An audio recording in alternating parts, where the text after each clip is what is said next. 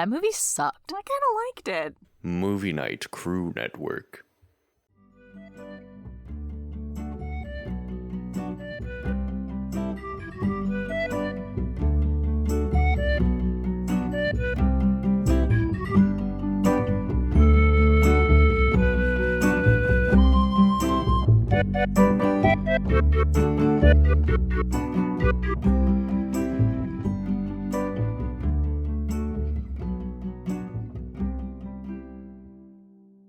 Welcome to Of the Eldest Gods, where we discuss Rick Riordan's role as our godly parent. I'm Ray from Cabin 12. And I'm Charlie from Cabin 13.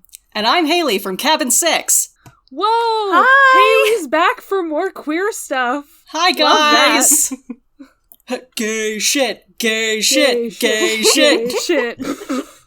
We can't chant with the lag. I wish we could. Oh, it's gonna be so fun to edit that. I wanted to join in, but I was like, we cannot. It would have been That's even fair. better, though. Yeah. Haley, you may not have read the books, but you're always here to talk about classics and gay stuff. I am for sure always here to talk about specifically gay stuff in classics. I love me some queer ass history. Yes, yes, yes. What are we talking about this week? Today, What is it? This week, we are talking about lesbian poets. One specific lesbian poet, Sappho. The words lesbian... The lesbian poet. The lesbian poet. Many Sappho people have of asked. Lesbos. Yeah. The quote-unquote first lesbian, the original. No, there's a lot of academic debate going back centuries about whether or not Sappho was a lesbian, and she was factually, literally, politically a lesbian. Yes. From the that's where the word comes from. And Sapphic, just icon, queen, killing it, love it. But yeah, we're gonna talk about her surviving works, and then I'm going to info dump a whole lot about those surviving works. I'm so excited for this shit. Yeah, me too. Especially because I'm not good at reading that sort of thing. The trick is skimming. I would much rather be info dumped too. Yeah. It's always fun when Haley just gets to talk forever. I've refilled my water in preparation. Good. I had to look up which cabin you're from. I was like, oh, Cabin 6, I'm gonna Google that real quick. It's the nerd and now I'm one. like, oh, yeah, that makes sense. Yeah, She's a big nerd old house. nerd. If you can't tell by my face and my voice and the everything about me. You have the correct vibes. It's very good. Thank you. That means a lot. Aw. So, let's, I guess, dive into it, unless you have, where do we want to thing. start here? Do we want to do, historical context, or, the poems? I have no ideas for this, honestly. How about, tell me what you guys know about Sappho, just so far. I started reading one article, and so I know she is #iconic. Her poetry is very intimate. It feels, I don't know, it feels very nice because it is, very lesbian next door, Indeed. It feels very relatable in a way that, for poetry that is, thousands and thousands of years old, it does not feel inaccessible. Yeah, for sure. Yeah. I think, let me see if I can find the fragment that I know the best from the list that you sent. P.S. Thank you. Because they have a slightly different translation here from what I'm used to, but let's see. Alright, so the translation here is different, but the one I'm used to is, "Sweet mother, I cannot weave. Slender Aphrodite has overcome me with longing for a girl." Yeah! Which, useless lesbian vibes right there. Literally! Yeah, sorry mom, I can't function, I'm too gay. That's the one that I've seen on Tumblr because everybody's like, yep. I'm sorry, Sappho's #too gay to function? She's Yes. the original? Yeah. Dead ass. 100%. She is the original lesbian in every possible sense of the term. I love But it yeah. so much. It's kind of friggin' wild that she is so well known pretty much just by reputation, given how few of her works we have left, because I guess they got burned fucking twice? Like, long story. holy crap. Yeah, I'm excited to get into it. And also a little depressed. It's not as bad as you're thinking. Anyways, that's all I got. I don't actually know anything. Okay. But so we know ancient Greek gay poet can't function. Yep. Well, I watched the OSP video because that's my whole personality on this podcast is that I watch a lot of OSP. So, and they mentioned that, like, she's, like, a lyric poet, which is, like, we don't have a lot from that time period. I want to say she's, like, is she the only one, or, like, the most well-known of that? She's one of the most well-known, but lyric poetry is poetry that's meant to be sung as opposed to recited, and that was, like, kind of the main way that was done in ancient Greece, because, like, if you've got limited access to paper or anything to write on, then you don't write a whole lot down unless, like, it's like you really need to remember it. So, like, tax records mostly. But if you want to remember something, it's a lot easier to remember it as a song because, like, you can kind of fit the words to the rhythm, and it's just easier for your brain to process. So, like, the Iliad and the Odyssey would have been the same thing. They would have been sung originally. Yeah, right. But those were, like, epic poetry. And those were, like she does more, like, she's most well known for her love poetry, but she also did a lot of hymns, like ritual type stuff, some stuff about family, and also some elegies, so pretty, and, like, also a lot of, like, quotes, just not poetic quotes, just clever sayings that are remembered.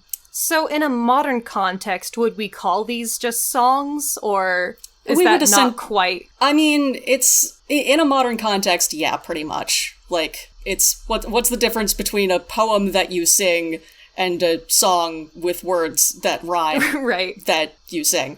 So, yeah, we would essentially call these songs, but it was, their function kind of differed, just because it was so much more of an event. Like, any kind of performance, like, they didn't have, iPhones or anything. They couldn't just put in their headphones and hear whatever song they wanted whenever they wanted to hear it. So if someone was going to tell you a big, long story like the Iliad or the Odyssey, if someone was going to sing you a popular tune or anything, it was going to be a big deal. I always think it's very cool how oral traditions affect how stories are told or how poetry is recited. I don't know, it's very cool. It is. So I've taken a lot of notes, because I don't really, I don't ultimately know all that much about Sappho, so I ended up doing a lot of research, but that's fun to me because I am who I am.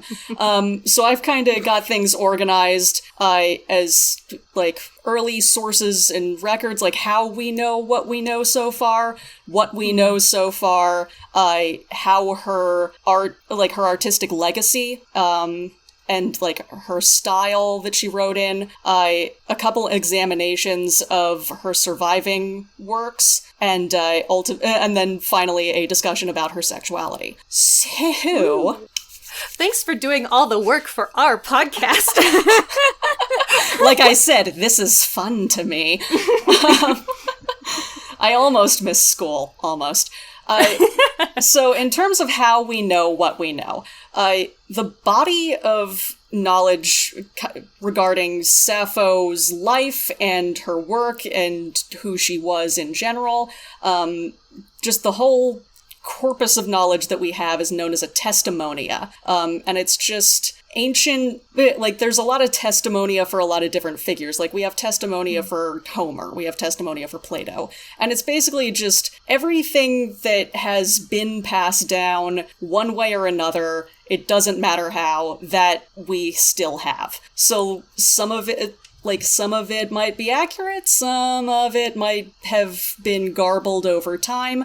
None of the testimonia that we have of Sappho is contemporary to her, so none of it really survives, or very little of it at least, survives from people who would have known her in her life in, like, the fucking, 6th century BCE, so... Dang! Yeah, 6th and 7th century, like, right on that cusp. And it's kind of No one's really sure exactly when she was born. Some sources say she was famous by the year 600, so it's difficult to say, but ultimately the main sources of her work are a trash pit in Egypt, and a few surviving encyclopedias. So, her works would have originally been written down either in her lifetime or shortly after, on the Isle of Lesbos in the Aeolian dialect, which was a very specific form of Greece that they spoke there. And it would have been written down as a score for performers, like sheet music,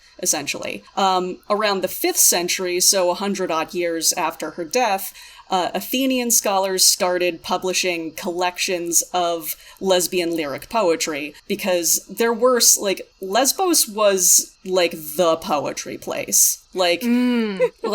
There's a lot of figures that are associated with, their whole tradition. I want to say, the myth of Orpheus is involved in all of that. You mean Orphism? Orphism? Just the whole myth. Okay. There's just an interesting branch of Greek mythology that's very centered on Orpheus that I know. It's yeah, let me see if I can find the exact.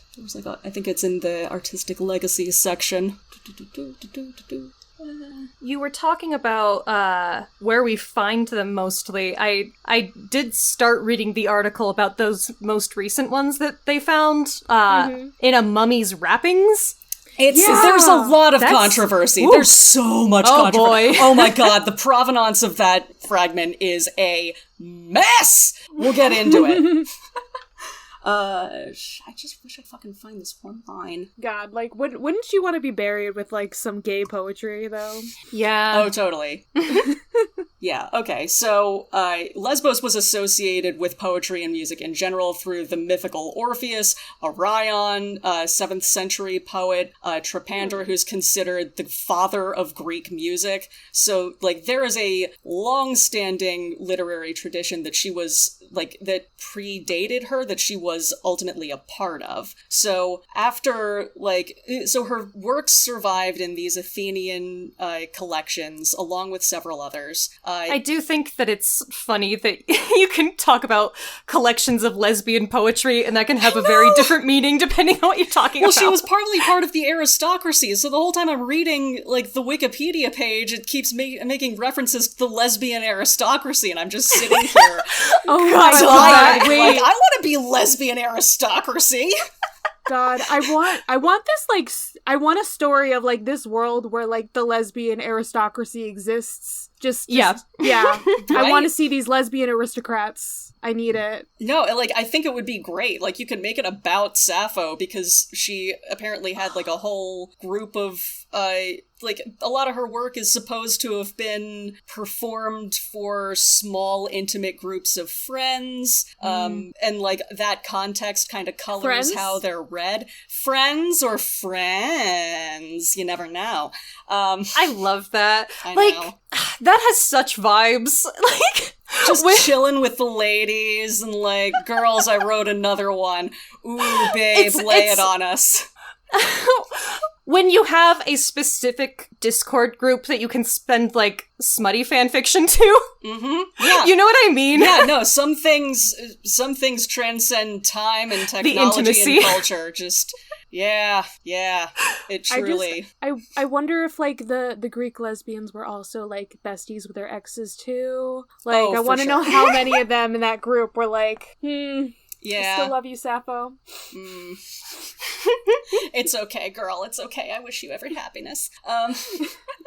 So you've got these collections dating from the 5th century that were put together in Athens. By the 3rd century BCE, so 200 years after that, her work starts being compiled in the Library of Alexandria by Alexandrian scholars. So that those works were compiled into either 8 or 9 books. There's theories about a 9th, but not really any proof that it would have ever existed. But those were circulated for a very long time.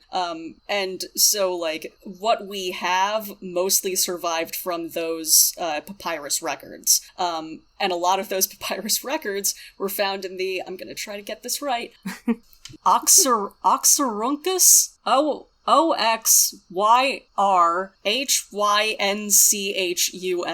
papyri, which is a bunch of manuscripts that were discovered in an ancient trash pit, which is archaeologically very normal. A lot of what we know about prehistory comes from trash pits. I love that. Right? I love people. Just, Oxyrhynchus? it's like, that maybe? I don't know. I loved watching you squint at that. Like, so close. I'm just, like, I'm old, and I'm just like, I can't, and there's a red line under it, because according to Microsoft Word, it's wrong. Oh, of course. Too many letters. It That's is. just no. Oh my goodness. I typed, unrelated, I wrote the word jalapeno in a tweet recently, and I put the accent on the N, and it was like, no, this is wrong. And I was like, it's literally not. That is the correct way to spell that word with an accent. I don't know what you're doing. Hates accent marks. English hates accent marks. I'm telling you, it's a nightmare. And also, I hate the letter X. Can we talk about this for a second? I hate the letter X so much, because anytime we're trying to transliterate any other language into the English alphabet, X is just what we throw in when we don't know what else to do. So anytime you read something that's like supposed to be Mandarin Chinese and there's an X in there, you never, is it a sha or is it a cha? It could be anything. It doesn't fucking matter. It's an X. God, or we could I hate try. that so much. Anyway, so there's a bunch of these fragments of papyrus in this trash heap where they've found a lot of works from ancient scholars and philosophers. Like, a lot of surviving works that we know of were found in this trash heap in the early 20th century, and they're like the size of cornflakes. So what you've got is a bunch of archaeologists out in the desert with these dry bits of paper, sifting through the sand and trying to put them together like paper that they've dug out of like a shredder. Like, that's basically that's where a lot of her stuff comes from. And finally, you've got the Suda, which is a 10th century Byzantine encyclopedic lexicon that was written in Greek. It's got like 30,000 entries, just not about Sappho, just in general, about the ancient world. A lot of those, like, the sources that it drew from have since been lost, so it's a very valuable record. So that's where any of her work that we have, those are kind of the main places that we can find it. I was so sad to see that even the longest poem has missing text, like, right in the middle, you know? Yep. It's a real shame that that's the situation we're in. There is exactly one poem that's considered complete. Right. There's a few that are almost complete, but the only Ode to Aphrodite is the only one that we have all the way in its entirety. But yeah, she wrote like 10,000 lines cumulatively. Like, it's believed in about 640 remain at this point, and they're mostly jumbled up. Yeah, I know. But it compared to a lot of other here's the thing, compared to a lot of other poets of the time who were equally famous, her work survived for way longer, and we have a lot more of it than we do of a lot of those guys, because she was just such an interesting figure. So but it is, like, it does drive everyone completely insane that they can. Yeah. Like, I want the rest of the Sweet Mother I Can't Weave poem, goddamn. Yeah. The thing is that what we have is so enticing that you're like, I want it. Mm-hmm. Yeah, like, but why can't I? So, here's what we are pretty sure about regarding Sappho. Lived in the late 7th, early 6th century BCE on the Isle of Lesbos. Yes, that's where the word lesbian comes from. She had at least 3 known brothers, possibly 1 daughter, who's mentioned in a couple of poems. There's some controversy as to, like, was this just a younger lover, because she uses a word that can mean child or can mean younger lover, essentially. But the context seems to suggest a daughter. And according to Ovid, who wrote, like, a book of histories of his, like, famous, artists and poets and what have you. Her father died when she was 7. Did her father actually die when she was 7? Is Ovid full of shit? The world will never Ovid know. is frequently full of shit. So. Exactly. So Yeah. He just makes stuff up. But that also seems like a weird detail to make up. Right, like, right. It's just too normal. Like, most of the shit he makes up is just more insane. Could go either way. Right. She was almost certainly from an aristocratic family, the aristocracy of lesbians, if you will. This is a fun fact. She may or may not have been married to a man named Kirkilas of Andros. However, the prevailing theory is that this name was made up by a comic poet at some point after that, because Kirkilas derives from Kirkos, which means penis, and isn't a name anywhere else. There's no other names based on that word. And also he's from Andros, which means I was man, about to say. So this is basically penis man. Dick from Man Island. Right. I have it as penis guy from Man Island, but yeah, basically, just, it's like me at a family reunion. Yeah, Like, yeah. oh, who are you dating? Oh, interesting. Use that next time. Yeah, seriously. Yes, his name Yeah, is... I think I do remember having heard that before. It's very funny. Yeah, when I My read... favorite fun fact. When I got to it, I was like, oh, I feel like I have read this, but it's so fun getting the full etymology. So that's fun. There's also, like, an old Athenian theatrical tradition, because, like, as a historical figure, Sappho was incredibly interesting in the ancient world, for better or worse, and there are a lot of plays based on her, most of which haven't survived, infuriatingly. But one of the ones that has, she falls in love with this mythical boatman named Phaon, who apparently was like an old, ugly dude who gives Aphrodite a ride to Turkey, like when she's disguised as a crone. Yeah, that was kind of the place to be. Back then, there was a lot of trade and gold around there. So she disguises herself as a crone, and he does this good deed and doesn't take her money, and she's like, here's a pot of lotion that'll make you hot. And then Sappho falls in love with him, and then he gets too used to being hot and rejects her, and then she jumps off a cliff and dies. Okay. I do remember people talking about the cliff jumping, that specific cliff and how you jump off it. Yeah, there's like a whole myth surrounding that cliff, apparently, of like, if you've been unlucky in love and you jump from this cliff, it'll either break your love curse or you'll die. One of the two, take your chances. Right, and either way, yeah. Right. Yeah, exactly. But it's not, there's basically no evidence to support any of that, or where it would have come from. It doesn't really sound like something that happened. There's no evidence to support that, like, this would have come from any kind of, right. It's more like, this is fun, a fun story. Yeah, like, there was one playwright who was somewhat after her time, and everyone just kind of ran with it. And, like, I think the last thing that we really know about her is on the Parian Chronicle, which is this slab of marble that has a Greek chronology of their history covering the years from, like, 1582 BCE to 299. And it mentions that she was exiled from Lesbos to Sicily around 600 BCE, presumably because her family was involved in some political stuff, and there was actually another contemporary lesbian poet who, same thing, had to leave the island because of political nonsense. So that's kind of all we know, or are pretty sure about. God, I'm now wanting, like, a historical drama about Sappho, just based off of what little we know about her. Can it would be awesome. Make that? I'm requesting it. Would be very cute to, like, kind of do offshoots about, like, weird stories about her, and then be like, but actually that didn't happen. Actually, she didn't marry this weird boat guy.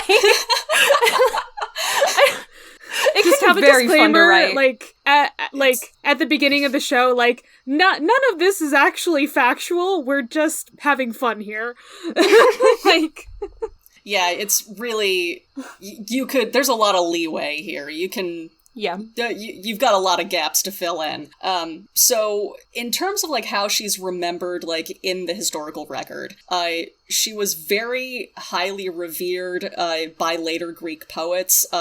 Like they used to call Homer just the poet. Like if someone said the poet, you know, it's like Shakespeare calling him the bard. She was called the poetess. That was... Oh! Yeah. Ooh, Yeah. So, like, there that. were other female poets, and there were other female poets contemporary to her who got a certain level of fame. No one else gets called the poetess. Mm-hmm. Isn't she also called the 10th Muse? Yeah, she was also called the 10th Muse. Just some really, really dope titles. There's also a form of Aeolic meter, which is the language that she wrote in, and like the specific style of poetry like on Lesbos, that today is remembered as the Sapphic stanza. She didn't invent it, but for a lot of history, people thought that she did. But it's basically 3 identical long lines followed by a 4th shorter line. And there's kind of like 2 forms. I won't get into the whole thing. She was also known as one of the 9 lyric poets who were considered worthy of intensive study by the Alexandrian scholars. Along with Alcaius, who was the other dude from Lesbos who got exiled to Sicily for political reasons. And Alcaius was, like, I think the only mention that we have of Sappho that would have come from a contemporary, because they were both definitely part of the aristocracy. They both hung around the capital of Lesbos a lot, if not lived there. So they would have had a lot of opportunities to associate with each other, especially at this big annual festival, where it was like their 4th of July, essentially. Sappho performed publicly at this festival many times with female choirs, and Alcaius's references to Sappho are almost... He compares her to divinity. He calls her, like, holy or pure or honey-smiling Sappho. I love that so much. Yeah, there are a lot of theories that these two were lovers, but it's one of those things of, like, this is a medieval scholar just being like, they interacted once ever! Clearly they were banging. Maybe they were just bros. Yeah, maybe they were just bros, bro. You don't know. My headcanon about real-life historical figures is now that they are, well, LWLW MLM solidarity. Yes. I love it. Oh man, now I want to research Alcaius more and see if there's any theories about homosexuality? Question mark? But yeah, he apparently owed some inspiration to her performances, and that's just a cool, fun thing. That's so sweet. Yeah. I love to imagine them hanging out. I don't know. No, it's like, because, you learn about ancient Greek history in, like, the broad sweeps that you get in a public school education, and it's very much like, oh no, men and women never ever interacted unless they were actively married or, like, related in some way. And this seems to suggest that, no, they could have had artistic partnerships and respected each other on that level. Like normal fucking people. From the point, like, from later sources, Plato cites her, Socrates cites her in one of his dialogues on love, and like they echo the like the way that she would have described the physical effects of desire. She was a popular character in a lot of ancient Athenian plays. At least 6 separate comedies called Sappho existed at one point. From the 4th century BCE, there's a lot of that stuff about jumping from the cliff. I like that when I make headcanons about Sappho, I'm just adding to a long line of people making up headcanons about Sappho. No, like, a lot of what confuses study of her work is that some people would write in her style, some people would write homages to her in her style, basically fan fiction, like imagining, like, writing as Sappho in such and such situation. So, but then, like, they'll do a really good job, and then, even that will be a fragment, so they're not sure, is this really Sappho, or is this someone who's just a big fan? Yeah, it's incredibly complicated. Possibly her biggest fanboy of history might have been Catullus, who was, he, established the themes and meters of Sappho's poetry as part of Latin literature, and he adopted the Sapphic stanza, and, wrote love poems about his own lover, comparing her to Sappho, and, writing in Sappho's style, or even basing poems, as homages to her poems, but, directed to his lover. So, big ol' fanboy. I love that. I love that, too. I love a lesbian being recognized for, lesbian as a... Yes. Yes, the answer is yes. WLW. Well, okay. A Sapphic woman, if you will. Yes, a Sapphic woman. I love between women not being, gated the way that it sort of is in our society, the way that, people don't really think of the crossover between queer love and straight love as much these days, I feel like. Right. And just the fact that this dude, 1,000 years after her death, possibly more, was reading her poetry, of which he would have had a lot more access to than we do, and being same, babe, same, mood! Yeah, I love that! So good. Yeah. Also suggests Catullus was a sad boy. Listen, all poets are emo. Oh, yeah. That's a prerequisite.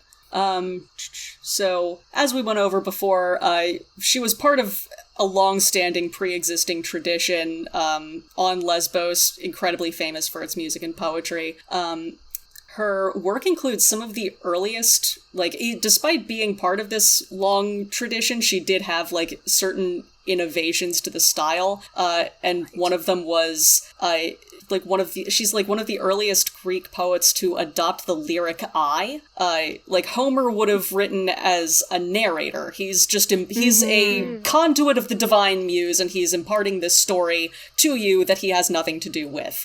And Sappho's poetry, a lot of it is, I am saying this. Sweet, slender Aphrodite has overcome me with longing for a girl. Well, so she's that's... a muse. So... Exactly. She doesn't need to talk through one. Yeah. You know what? That's an amazing point. It makes sense to me that, she wouldn't be the first who wrote in this style or whatever, but that she would have both the position, the popularity, the ability to be known as an aristocrat, and also the accessibility in her writing to popularize this style. That happens in modern times too, where there will be innovators, and then there are those people who take those innovations and make them accessible to wide audiences. Yeah. Doing the lyric I thing is super interesting because it allowed her to explore individual identity in a way that most poets really hadn't. So, I think that's part of why the whole, her love poetry is so, enduring. And so intimate, because it's about me and you, or me and a girl. Exactly. And it also, but that also kind of complicates matters because sometimes she's clearly writing as herself. There's a few poems where she directly uses her own name. But sometimes it seems more like she's taking the point of view of a historical figure or a figure from ancient myth, and writing as them. So, and sometimes in the fragments they're so small that you kind of can't tell. Right, that makes sense. Yeah. But she gets very into personal emotion, desire, jealousy, love, and she also liked to adopt and reinterpret existing imagery from epic poetry, especially Homer, into her own work. So there's reference to a rosy-fingered moon that reflects Homer's use of rosy-fingered dawn. It's also the reason that we know she was an aristocrat also is that okay, she could read and write and disseminate her works and was performing at festivals. So from all of that, you could kind of guess that she was aristocracy. But she also wrote in a tradition called the elite or elite ideological tradition, which was it valued luxury and high birth. So these poets would identify themselves with the world of mythology and gods and heroes, kind of feeling like, well, we're the aristocracy, so we're kind of the new take on all of these figures. Like, we're occupying the same sphere. Oh boy. Right, yeah. But it does make for more dramatic telling. Yeah. Which she also uses a lot of hyperbole, so that fits into it. But, she's got lines, I think it's fragment 2, where she has Aphrodite pour into golden cups nectar lavishly mingled with joys. And in the Tithonus poem, which is, the oldest known one that we have, just in terms of its record, she explicitly states that I love the finer things. So it definitely... Okay, on the one hand, eat the rich. On the other hand, good for her. I mean, the ancient world, it's... The wealth gap was probably not quite as bad as it is now, because they didn't have as much... So. They didn't have as much access to wealth in general. Rich people are fine in fiction, or if they're long enough ago that they can't have actively hurt our society. Yeah, she's not, super yacht rich. They didn't have that. They had boats. She had, boats are a good thing. chairs and nice food. Yeah, she had, those nice lead cups. Yeah. Or, she had an earrings. education. Yeah, an education. That was kind of the big one. So we can forgive her for being rich, because at least she was literate and talented. Gay. And gay. So, of course, since she's so in the past, and since there's so little left of her work, it's kind of hard for literary critics now, reading any translations, to get a lot of, the subtle nuances or the context. So, right, because the context is not there. Right. So they'll look at contemporary poets, especially Alcaeus, and, just what's known about the time. They're constantly updating what they know with whatever's been studied or conjectured from the archaeological record, because that's always changing. So historically, her work has been thought to be very vivid, obviously very skilled, but kind of spontaneous, not with a lot of training behind it, not with a lot of intention behind it. She's just writing as she would have spoken, and happens to be incredibly well spoken. A newer school of thought that's kind of been looking at her works in more context, is more of the opinion that her work was very well trained, and that any sense of spontaneity or naivety in a lot of her works is actually a sophisticated deployment of intentional. a Greek rhetorical tradition, and that she very heavily crafted it to feel spontaneous, which that could go either way, but a skilled writer can do that.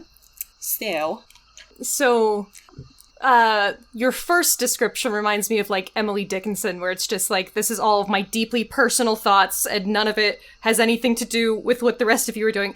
I would kind of fall into the other camp, probably the second camp, given that she is part of a tradition rather than kind of coming up with her own thing whole cloth like Dickinson.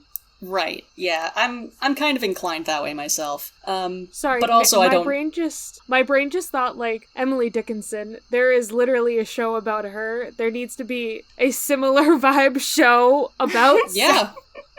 Honestly, I would be super down for that. But also it should be a musical because, like, she wrote songs. Yeah, I would make it a love- musical show. Yeah. Oh, that would be great. Like, it would be especially fun because her family was kind of sloppy, apparently.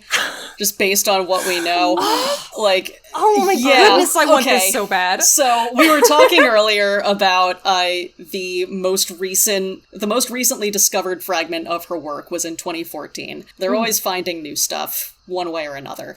The absolute oldest piece of her work it's attested from a few different sources, but the oldest of those sources is like 3rd century BCE, so it would have been like 300 years after her death, which is about as close as any record that we have. And it's called the Tithonus poem, or the Old Age poem, because it's sort of framed as an address of an older singer talking to a group of younger women and telling them, hey, your looks are gonna fade, but if you train in music, then your voice is going to stay perfect forever. And your works will be remembered. And she references Tithonus a couple of times, Tithonus being, in Greek myth, the guy who Dawn was in love with him and goes to Zeus and is like, hey, can you make my boyfriend immortal? And Zeus is like, bet, done. And then she didn't ask... Aging. Yeah, she didn't ask for eternal youth, so then he just keeps aging into eternity. Oh. And he turned into like a cicada or something. He becomes like a bug. And yeah, it's fine. Yeah. I That like is to very imagine, genie of Zeus. Like, Yeah. I like to imagine they're still like just happily married, but like he's a bug. they're just like chill with that. I'm a cicada and I'm comfortable with it, okay? Yeah, I recognized the name like the first time you said Tithonus, and I'm like, oh, is this related to that one thing? Yep. So she's kind of comparing herself to, yeah. So that's like the one that dates the farthest back, and then the one that we have like the most recent, like the one that was found most recently is the Brothers poem. So that was found in 2014. It's almost completely intact, but there's definitely at least like one stanza from the beginning missing. Its provenance is super sketchy in the funniest way possible. Goodness. So, like, when it was first announced, the article in which it was announced said that it came from a German officer, which seems to kind of imply World War II looting spoils. Yeah. I will preface all of this by saying, actually, the art dealing world is kind of like the mafia. It's a lot more dirty dealing than you would think. I had a history teacher in college who told us about, like, the coolest thing he ever did in school was, basically smuggling a manuscript for one of his professors. Like, he was like a mule. It was one of those, like, you just drop off the suitcase and don't exchange words with this guy. Yeah, it's all very sketchy. So there was the German officer thing, and then there was, like, they talked to the guy who had obtained this piece of papyrus, and he was like, no, it wasn't a World War II German whatever, it was actually part of paper mache, essentially. Oh my goodness. In a tomb, because they would make these funerary masks out of basically an old style of paper mache, and then they would just use whatever paper was around. So you can actually find records in this paper mache stuff if you get it. But then, like, that wasn't quite adding up.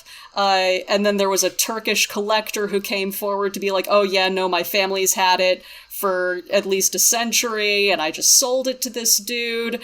There's theories that it was stolen from the Egyptian trash pit at some point during its excavation, and another theory that it was smuggled out of Egypt during the Arab Spring uprisings of 2011. So, no one's quite sure where it came from. But it does appear to be an archaic, like, a genuine archaic record that would have come from Lesbos. This could be a situation of a poem being written as someone pretending to be Sappho, of, like, Sappho in X situation fanfiction. Right. But it also mentions two of her brothers, and it's very consistent, especially with one of them, with how her relationship with her brothers is interpreted. So so far, most scholars seem to be tentatively accepting of the fact that it is a genuine Sappho poem. The overall story behind the poem is basically that she's telling someone off. It's like a direct address to someone. They're not sure who. There's a lot of there's like 11 possibilities, and a lot of points, a lot of like valid points about like, is it a man? Is it a woman? Is it her mother? Is it her brother's wife or girlfriend? But basically she's telling someone off because this person keeps saying that her oldest brother is going to come home safe soon from this journey he's on. And she's saying, like, hey, that's up to the fucking gods to decide. You gotta stop saying it like that. And then it kind of has a turn where she's thinking about her youngest brother and being like, please reach your age of majority soon. I am so sick of dealing with the oldest one, because her oldest brother was widely considered, like, kind of irresponsible. There's a whole thing with a heteri, like, who's basically the Greek equivalent of, like, a geisha. They were, like, Thracian women who were highly educated and kind of courtesans, but, like, more than courtesans. And he had, like, this whole drama with one that's been partly mythologized. And it's possible that she's the person being addressed in this poem. Again, we don't know. But yeah, it's basically Sappho saying, like, oh god, this fucking idiot, just... I'm not saying I don't want him... I'm not saying die on the way home, I'm just saying I want the younger one to grow up faster. And, like, she would have been a teenager at this time, assuming Ovid's right about her father dying when she was 7, then her brother would probably be, like, 12-ish at this point, the younger one. So she would have also been a teenager during the writing, or like, at least when this poem's supposed to be taking place in her life. So it's like a whole thing. But it is widely, like, they mostly think that she's writing as herself. So that one's fun. That's the most recent one that we have. And the only complete poem of hers that we have is the Ode to Aphrodite. This is one of, like, 4 where she actually uses her own name. And it's, like, 7 verses of the Sapphic meter. It was preserved primarily by, like, a scholar in the era of, like, Octavian Augustus, in its entirety, and that's how it survived this long. It was, like, the first poem in the first of the 8 books of her collected works, which is kind of weird because the first word in the poem isn't in alphabetical order, while the rest of the collection is, like, in alphabetical order based on the first letter of the first word of each poem. But this one is always first for some reason, even though it's out of order. Here's the thing. Different sources of this poem use a different word for the first word. They're all related words, but they're all slightly different. So in some translations, you've got, and they kept writing out the word in Greek, like Greek letters, so I don't know what any of these say. But basically, the word that it uses could be one that's, like... It could either mean, like, many-colored, or in a more metaphorical sense, like, diverse or complex or subtle. And the other possibility can mean, like the actual word that it's, like, a compound of means chair. So, like, we've got fucking... One second. I just have to look back at my notes, because it's so fucking confusing. Okay, so it's one of 2 compounds of the same word. The other, like, the word itself means many-colored, or metaphorically, diverse, complex, or subtle, and then the respective compounds either refer to a chair or to the mind. Oh. So the corresponding readings would either be Aphrodite of the many-colored throne or Aphrodite of the subtle or the complex mind. And then there's another possible interpretation based on, like, a different pronunciation where it could mean, like, embroidered flowers, in which case it would mean Aphrodite of the woven flowers. And no one's sure which one's right. translating is hard in the first place, and then they gotta do this stuff. Yeah, translating poetry is just across the board incredibly difficult. But that poem is written in the form of a prayer to Aphrodite. It's real gay. Love it. It's real gay. It's real gay. And it follows a 3-part structure of ancient Greek hymns where it starts with an invocation where she's like, yo, Aphrodite. And is like, hey, yo, Aphrodite, I'm sad about a girl. And then there's a narrative section where Aphrodite rolls up and is like, girl, what's wrong this time? Oh, it's another girl. What do you know? Oh my goodness, I loved that. Where Aphrodite... Yeah. What is it in the translation that we have is by Julia Dubnoff. Sappho, who is doing you wrong? Rapidly they came, and you, O blessed goddess, a smile on your immortal face, asked what had happened this time. Why did I call again? I love that. Oh my goodness. Right? Isn't it fucking great? And then she kind of tells Sappho, like, babe, don't even worry about it. This girl that you're in love with, eventually she's gonna start chasing you. You just gotta be patient. And then it ends with a final request to the god where she's like, okay, but just help me out in love all of the time, please. Which, like, she just said she's gonna help you, but okay, useless lesbian, I get it.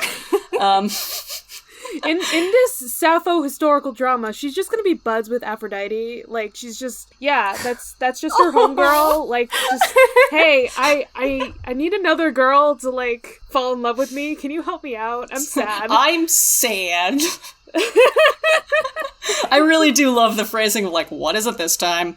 Yeah. And there's, like, some scholarly controversy as to how the tone of this poem is meant to be taken, and different translations will reflect that. So this translation definitely reflects the more comedic take, which is, this is something that's meant to be performed for friends, and it's meant to be a little bit lighthearted. Just, it's a lesbian talking to other lesbians, if you will, about being a useless lesbian. Or it can be taken to be more genuinely solemn, of like, I'm actually heartbroken and miserable, please help.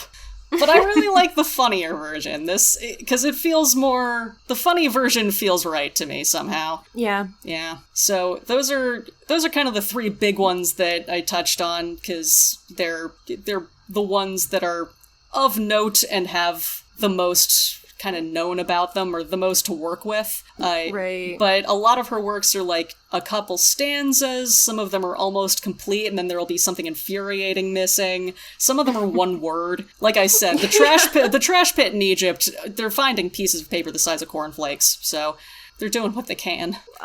Some of the shortest ones we have here are Eros, giver of pain. Which, like, you can still feel what she's going for. Yeah. The goddess of love I desire, is the giver of and pain. I crave. She's incredibly relatable, even in just little sound bites. Yeah. Yeah. But, but, like, it's fun that the Ode to Aphrodite is being the most complete poem, also the one that is one of the main bases for people thinking, I'm pretty sure this lesbian's a lesbian.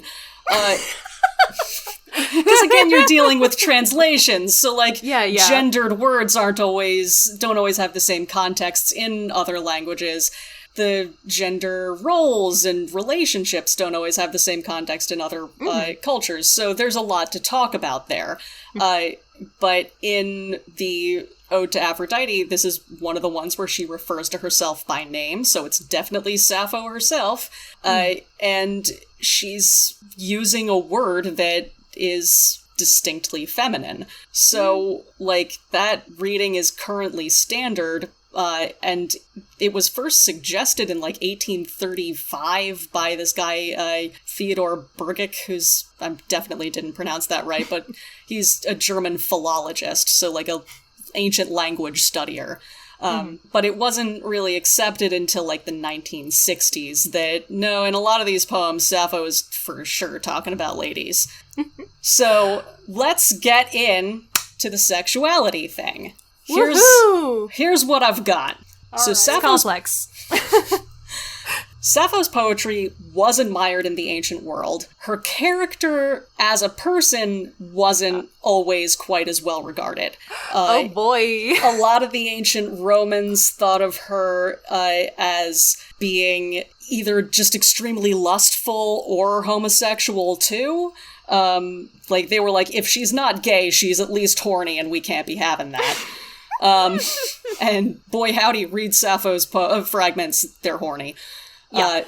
So, like, Horace called her Mascula Sappho in one of his works. A later writer commented that this was either because she was famous for her poetry, in which men more often excel, or because she is maligned for having been a tribad, which is a Latin term for women who scissor. Like, specifically it refers to scissoring.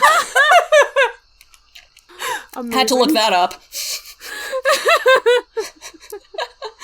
So, Amazing. by, like, the 3rd century CE, like, the difference between her literary reputation and her moral reputation as a woman were so, like, significant that there were suggestions that there were 2 Sapphos. Oh like, my there were 2 goodness. famous ancient women named Sappho, and one was a poet, and one was, like a hooker.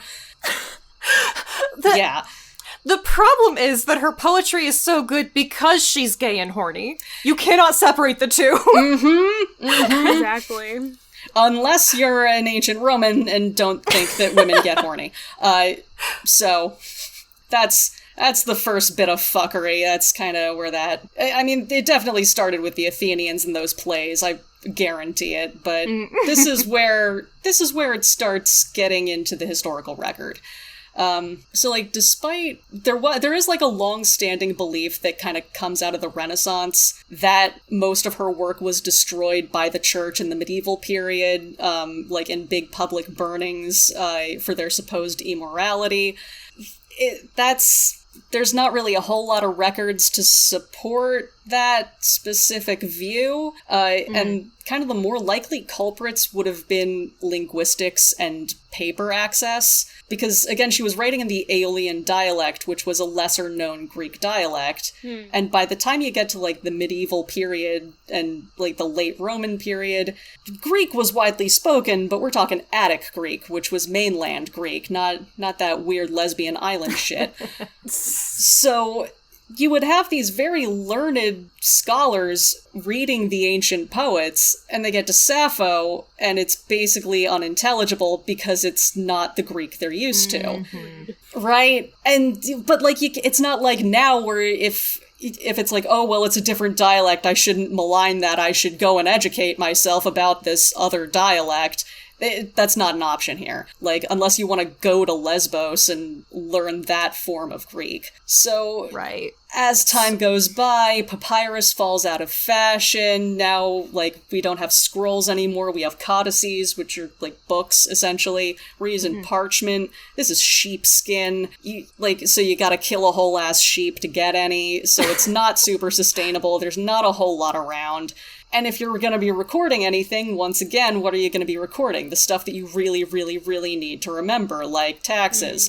Right. Or, like, you'll remember your scientists, you'll remember, like, your astronomers and all of that. You might even remember some of your poets, but if you've got this poet from prehistory who is writing in a form of Greek that you can't read, Right. and you have limited real estate, it's not going to take priority for recording it. Yeah. And it was primarily oral in the first place, wasn't it? So you just kind of figure that that's either going to take care of itself or it won't. Exactly. So is it impossible that some of her works were destroyed historically for being gay or just horny? Yeah, sure. It's completely possible, but It happens all the time, but not necessarily the biggest issue here. yeah, it wasn't necessarily like a big public burning. Like, hey, we're burning fuck Sappho specifically. We're burning Sappho's work in the public square.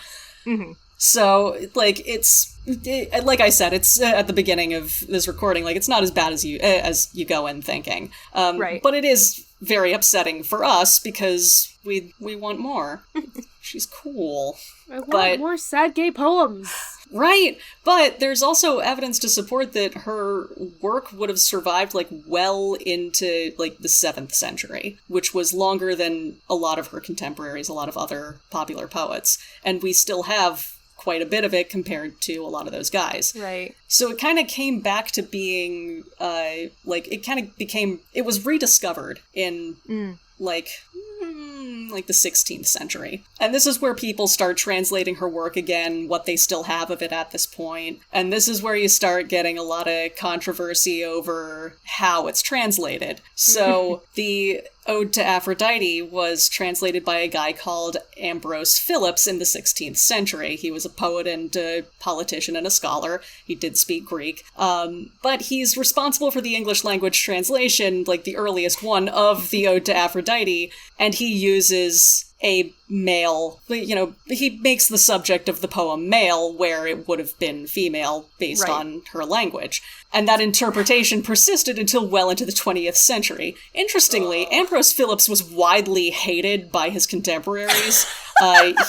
Jonathan Swift was one of them. Oh my goodness. And I was about to make a joke like, of course Ambrose would do that. Yeah, no, they all hated him. Like... He wrote pastoral poetry, which was basically, like, rich boys talking about how nice the countryside is because they don't have to work there. So they would, like, write poems in his style, making fun of his poetry and him personally. They coined the term namby-pamby to refer to him. Oh, I love that. Right? Oh my goodness. Yeah. That is the funniest thing I've ever heard. Yeah. Just Ambrose. I was gonna roast him, but it sounds like it's happened enough. Oh yeah, if you've been roasted by Jonathan Swift, you're done. You've been roasted sufficiently. No one else needs to weigh in. Stop, he's already dead.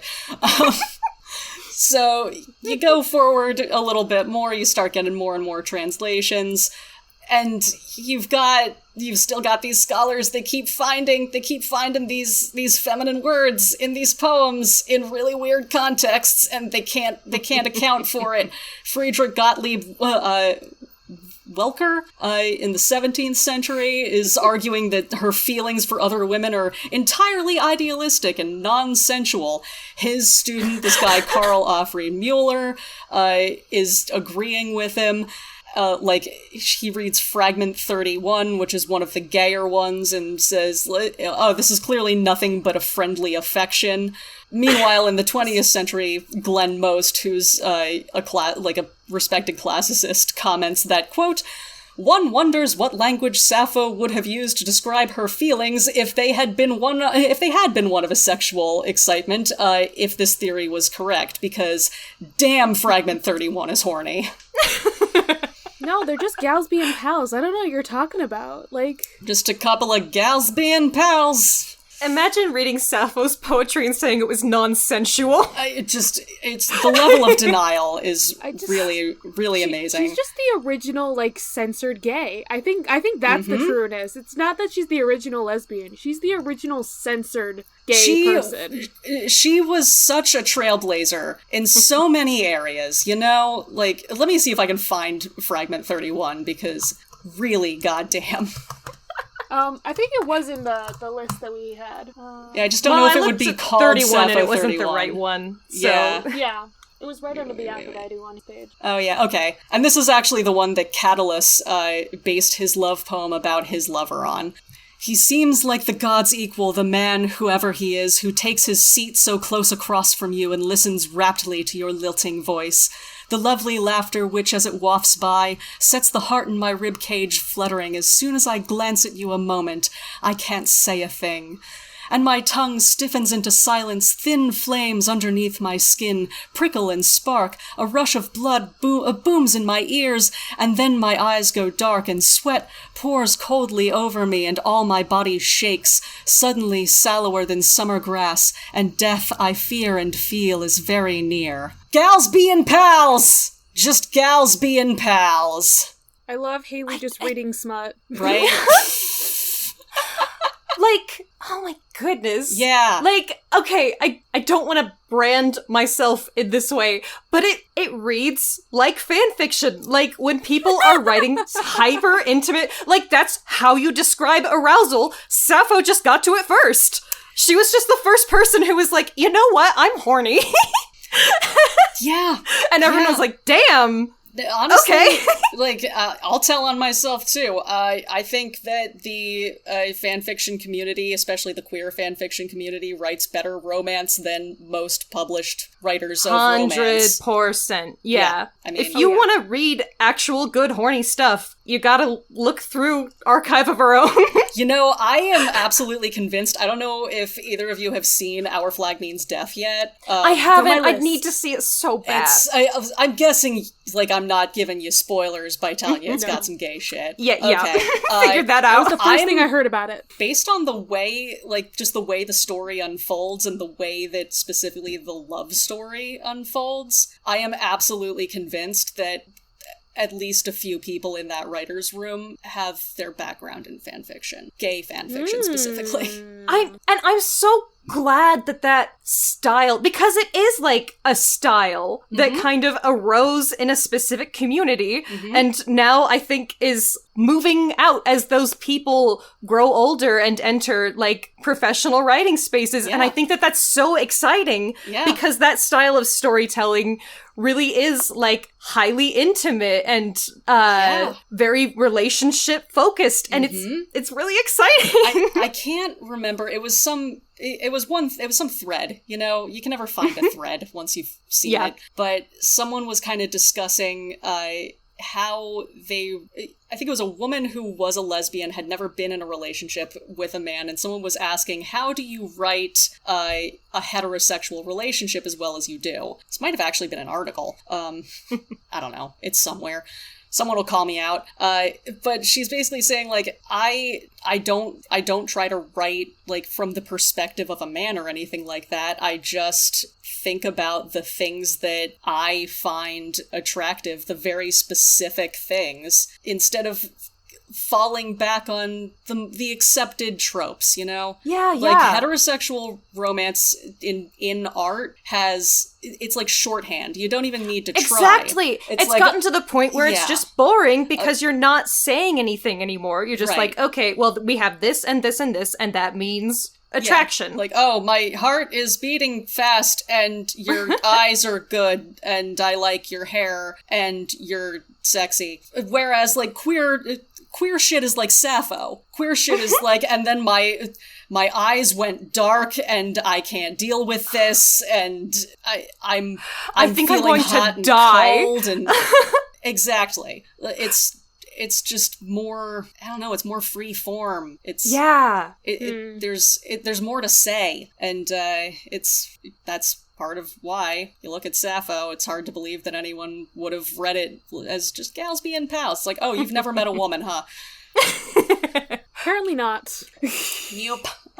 So there was another theory to kind of combat or defend Sappho from accusations, quote-unquote, of homosexuality, which was this idea of Sappho as schoolmistress, where it's a theory from, like, the early 20th century, where it's, like, she was a teacher of music and poetry to classes of young women, and when she was referring to girls or her girls, or like speaking with such affection, she's actually talking about her students. I do not want a teacher to talk about their students like this. No, that is the very next point on the Wikipedia page, where it's like, even if she was educating students, even if some of these are about students, not all of them are, clearly, especially not 31. And, like, there is some evidence to suggest that she would have done some training, been involved with, like, group of, like, a study group or something, like a book group. Just people reading their work to each other, like a creative writing class, but a teacher, she's an aristocrat. It doesn't seem likely. There's no mention of it anywhere in her works. So, but that was another one that was just scrambling to make her straight. So it was... Yeah. Yeah, no, David Campbell, who's a professor of Greek and Roman studies at Victoria University, who's another modern translator of her works, responded to that theory and was basically like, yeah, there's just no evidence for that. Like, maybe she was presiding over some women, but not But if in a they were formal young sense. girls, then that's a little upsetting. No, that's weird. That's weird, and just even if they're students, it's You know, the Greeks were weird and they did things like that. It was usually men who had relationships that were like an older man and a younger man. And like that's right, and that that's kind of where some of the confusion with her maybe daughter comes from, because this name is mentioned in like 2 poems, and so but like the word that she uses pronoun wise is a word that could mean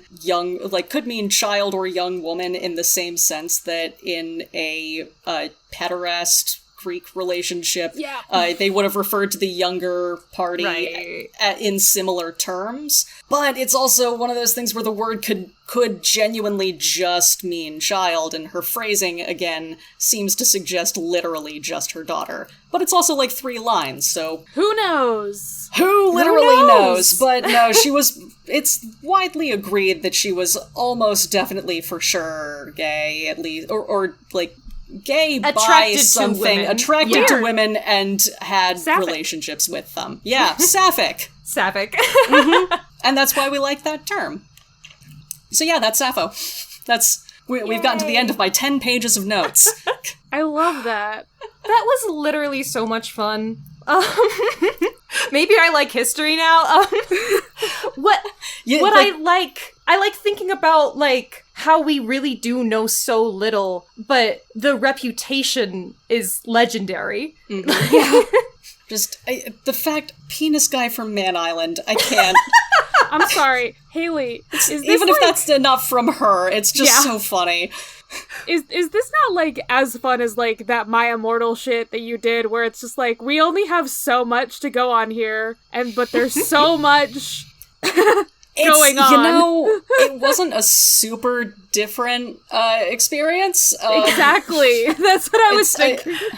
I definitely kept going down a rabbit hole of, like, there's this source that says XYZ, and then this source that fully refutes it, but also it might have been, but also it's not, but also who knows. But that, My Immortal, that traumatized me in a way that this didn't. It's the My Immortal episode. There's a lot going on there. It's the My Immortal episode on the restricted section, hopefully sometime around when this episode comes out, actually. Yeah, they're putting that on the main feed. I'm so happy. Yeah, I'm supposed to look over the transcript for that. Oh boy. Christina wanted me to double check. It was so good. So now I have to relive it. Once again, you were just like talking like so much and just going off, and it was great. It's wonderful. It's a shame I don't like crowds. I could have been respectable as a teacher. I don't know about good, but the weird kids would have liked me. Well, we're all the weird kids here. I think that's our vibe. Yeah. Well, I guess this is gonna be near the end of the episode. Haley, do you have anywhere you'd like people to find you? If you must, you can find me on Twitter at the Writ to Wit. Sometimes I make completely nonsensical jokes. Great. Every once in a while. And you can also hear more of my dulcet tones over at the Restricted section and the Movie Night Crew podcasts. And if you're listening to this in real time as it comes out, go check out the My Immortal episode that is dropping soon if it hasn't already, where you can hear me do a lot of what I just did here, but while slowly descending into madness over the legendary fanfiction My Immortal. So wonderful. It was great. I mean, what about it? What about it was wonderful? Was it wonderful for you? I'm glad. Yeah. Oh boy, am I excited for that. Oh, it's a lot. It was a lot. I had so many notes. Do you have any media that you have been enjoying lately? Anything? Honestly, you've been watching, reading? I mean, I just said it, but Our Flag Means Death. It's on Yes. HBO Max. Good. Unfortunately, it's hard to find. But I mean, it's Taika Waititi's involved in the project. He plays Blackbeard, and he's entirely too hot to be allowed.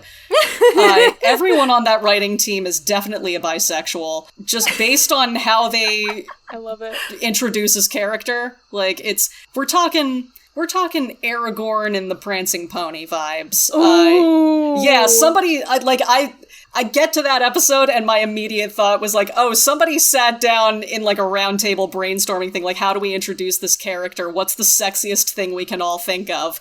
And everyone in the room definitely said Aragorn's introduction in Fellowship of the Ring.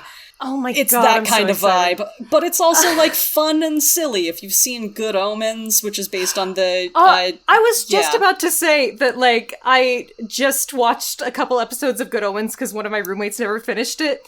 My god, I love looking at gay people. I'm so excited to watch Our Flag Means Death. Yeah, it has a very similar, like, comedic style, and it's good. Like, it's really funny, but it's also really sweet. It's like just in genuine moments. There are going to be moments where you'll just be clutching your chest and almost in tears. I was watching it with Christina and Leela, who are also regulars on Restricted Section and Movie Night Crew, and Leela was kind of staring at me the whole time because she knows how I feel about most romantic media stuff, because most romantic media stuff is straight shit, and this is gay shit, and it's told like gay shit, god damn it! Just, I love that. It's so good. It's so fucking good. I apparently I need to like move that up on my list of things to watch. Ray, is your plug Good Omens then? Or did you have like another plug? It could be Good Omens. I don't know. I've been listening to some city pop recently. Japanese 80s music. It's really good. All right. Interesting. Based on those two things alone, Ray, you have amazing taste. They do.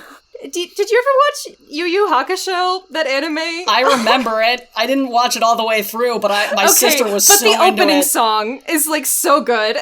Okay, all right. I'm picking up what you're putting down. Those are the vibes. Mm-hmm. Oh my goodness. Anyways, yeah. I love that. Amazing. Well, my plug, what was I gonna plug? Oh yeah, the new Hulu movie Crush, if y'all have, like, heard of it. I haven't watched it yet. Is gay, is pretty fucking gay, and, like, what, the love interest is the girl who plays Moana, Oh! So, like, I love right. that. I love that. Good for her. Yeah, like, it was so cute. My goodness. I was enjoying it so much. I mean, there was, you know, some of the awkward, like, things that I'm just like, sometimes when things are actually set in this time, I feel like some things get awkward and weird. You know what I mean? But, yeah, very good love story. I can't speak about it. I'm just gonna gush because I thought it was, like, really cute. It had some of, like, the good gay tropes. There was only one bed. Ooh, that's a good one. Like, I don't want to say more, but, like, God, good shit. Not to, like, monopolize, because I've got, like, 3 now, but my roommates and I watched Heartstopper. My god, I've heard of that. I've heard it's good. Right. It's an adaptation of a comic, and it, you know, and so it has queer webcomic vibes, you know? It's just about 2 guys in high school who, I don't know, they get together, they hold hands, and we were all like, yes, we were like cheering. I like lost my voice. I just love it when people are allowed to be gay.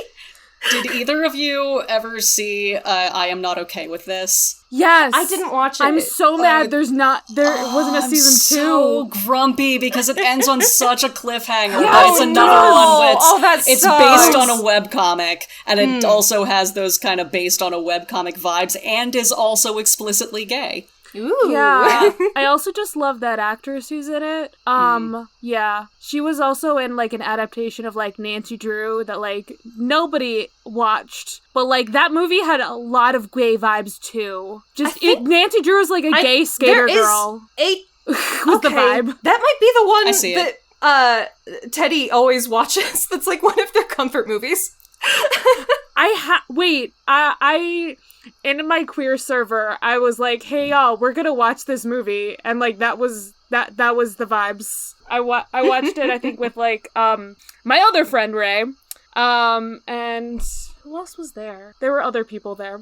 It was fun. It was a good time. I like that movie. Well, anyways, there's a whole slew of gay things for you to watch. I bet if you're listening to this, you enjoy that. Man, yeah, You've probably already seen most of these, but it's nice having options these days, huh? Yeah. Right? Man. Oh my goodness, that's exciting. Remember the most anyone could get away with was Korrasami at the end of Legend of Korra, and that like gay look. it was so like two women going into a beam of light to explore a new world with the sky and the colors of the Bai flag, and like it might feel subtle if you're used to the way things are now. That wasn't even the gayest moment they had in that season. The gayer but moment people was still when lost their minds. The gayest moment was when Asami commented on Korra's hair, and Korra was like blushing wildly, and I was like, "Oh, Korrasami is like gonna be canon this season." Apparently, that was when I realized. Yeah. It's so, I don't know. I was able to experience, like, going from only being queer-baited into actually this can happen. Mm-hmm. No, there's a moment, I don't want to give anything away, but there's a moment in Our Flag Means Death where a character sees what is going on between two other characters, and as if to himself goes, "Oh my god, this is happening." And it's, like, clearly a character stand-in moment of, like, oh, so this is happening. Good. It's great. It's great. It's an extremely relatable moment. Real quick, before we end the pod, I'd also like to plug, our Patreon bonus ep for Pride Month, where Ray and I talked about the Epic of Gilgamesh. The original gay story. That's what it is. They're soulmates. They're soulmates. We talk about them holding hands a lot. That's basically the episode. Big beefy men holding hands. Sharing beds. Yep. Traversing the underworld, looking for your dead boyfriend's soul. You know, the huge. Yeah. Yeah. Well, that is all, folks. Y'all need to get out of my fucking cabin so I can cry over these gay poems now. Well, fine, I'm gonna go cry over them myself in my own cabin.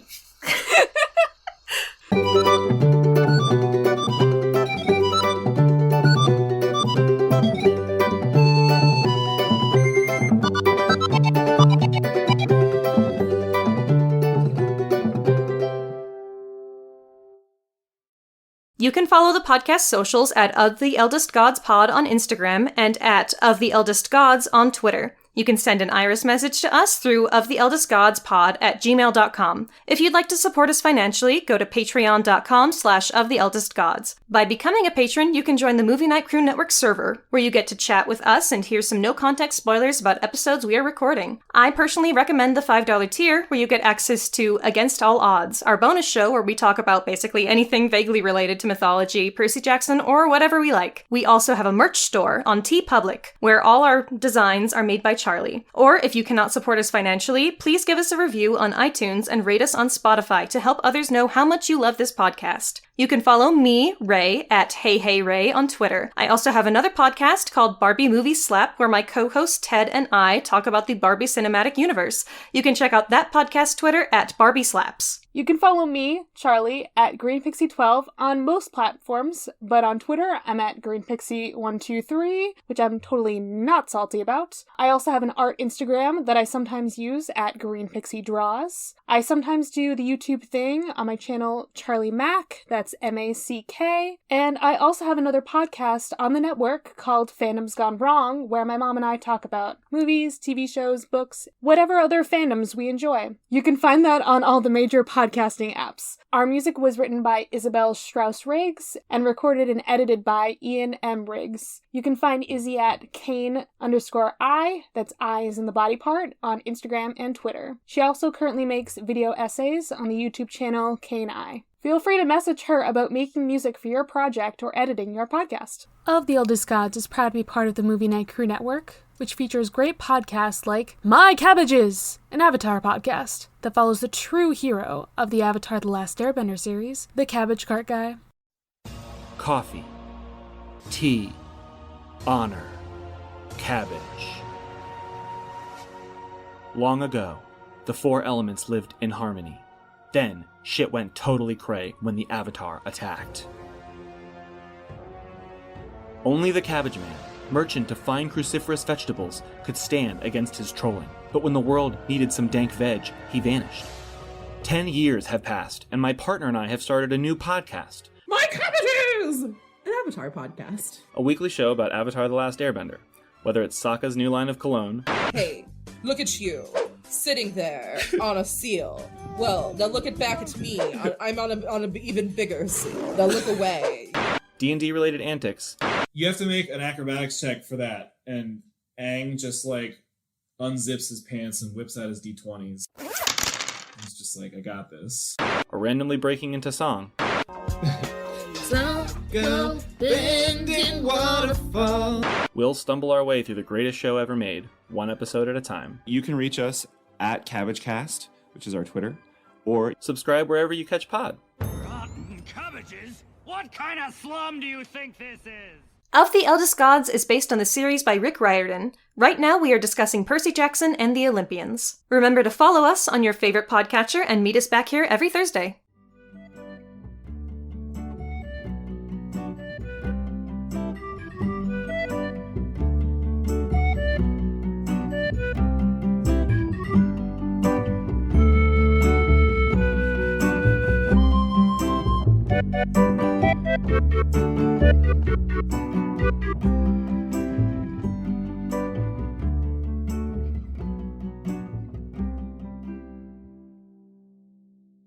Charlie, I was going to read some more stuff and take some more notes, but then I was thinking about Little Wonders, and then I was like, can I play that on the guitar? It turns out I can. Just so you know, that's information that you have now. That movie sucked. I kind of liked it. Movie Night Crew Network.